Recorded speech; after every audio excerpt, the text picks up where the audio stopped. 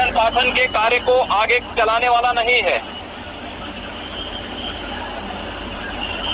जब से शिक्षा मित्र आए थे, कम से कम प्राथमिक विद्यालयों में उन बच्चों को पढ़ाने के लिए और प्राथमिक शिक्षा प्रदान करने के लिए कुछ न कुछ योगदान आपके स्तर पर होता रहा था और एक विश्वास जगा था कि उत्तर प्रदेश के अंदर जो शिक्षा कभी बंजर हो चुकी थी, उस प्राथमिक शिक्षा को एक नया जीवनदान शिक्षा मित्रों ने दिया था। लेकिन कहीं न कहीं एक मिसहैंडलिंग है और दूरदर्शिता है कि हम न्यायालय के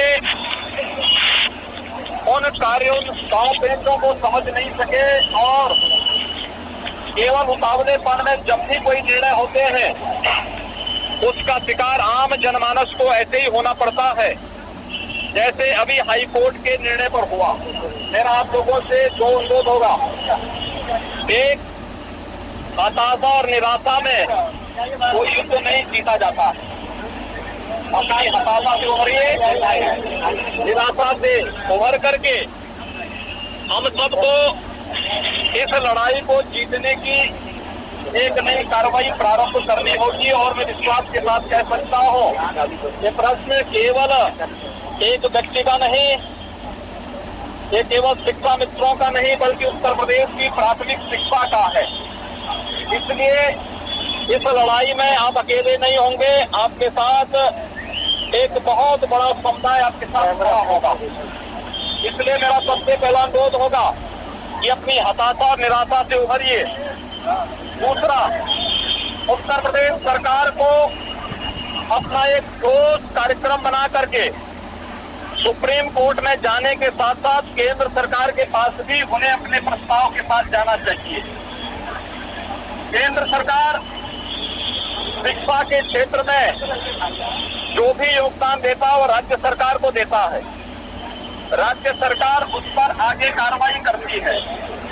अगर उत्तर प्रदेश सरकार आपसे संबंधित किसी भी उस प्रस्ताव को लेकर के पहले ही केंद्र सरकार के पास गई होती, संभवतः इस प्रकार की स्थिति नहीं होती जो आज आप सबके सामने आ खड़ी हुई है। हमको यहाँ पर किसी पार्टी का नहीं, बल्कि शिक्षा के बारे में सोचना है। हमें इस प्रदेश के लगभग 2.25 लाख उन शिक्षा मित्रों के भविष्य के बारे में सोचना है, उनके परिवारों के बारे में सोचना है। इसलिए राजनीतिक लाभ और हानि के लिए नहीं, बल्कि जो लोग खिलवाड़ कर रहे हैं, मजाक बना दिया है जिन लोगों ने शिक्षा व्यवस्था को, उन लोगों के मुंह पर एक तमाचा मारा जाना चाहिए इस आंदोलन के माध्यम से। और इसीलिए मैं आग्रह करूंगा, अपनी हताशा निराशा से उभरिए। इस लड़ाई को एक नया तेज और नई धार देने की आवश्यकता है। जो भी इस लड़ाई को फिर दबाने का प्रयास करेगा वह उससे उस आंदोलन से कुचल दिया जाएगा। इस आह्वान के साथ हमें इस लड़ाई को आगे बढ़ाने की आवश्यकता है। और प्रदेश सरकार को सबसे पहला कार्य तो इसको सुप्रीम कोर्ट में डिवीजन दाखिल करके इस पर नए सिरे से कार्रवाई करने की अपील करनी चाहिए। बहुत सारे रास्ते हैं, अगर कोई समस्या है उस समस्या का समाधान भी है।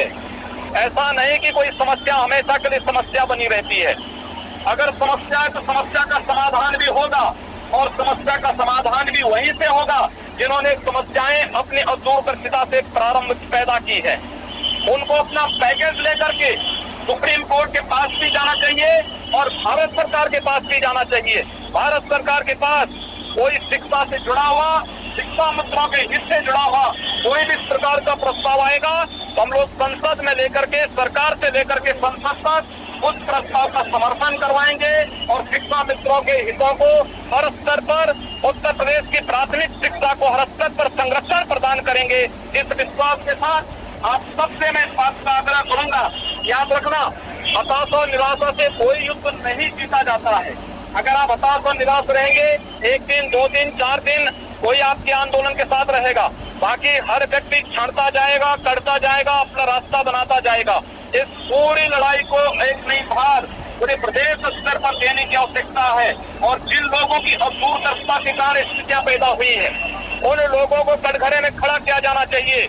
नंबर 1, और दूसरा इस बात के लिए प्रदेश के मुख्यमंत्री से इस बात के लिए साफ कहा जाना चाहिए कि कोई शिक्षा मित्र आत्महत्या कर रहा है, उसके परिवार को 5 लाख की घोषणा करने की बजाय उत्तर प्रदेश के 2.25 लाख शिक्षा मित्रों के बारे में कोई ठोस पैकेज की घोषणा वो करे पहले, तब जाकर के आगे बात हो सकती है।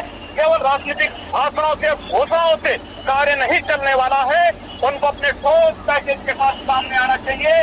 और मैं आपको विश्वास के साथ कह सकता हूँ, ये समस्या नहीं रहेगी।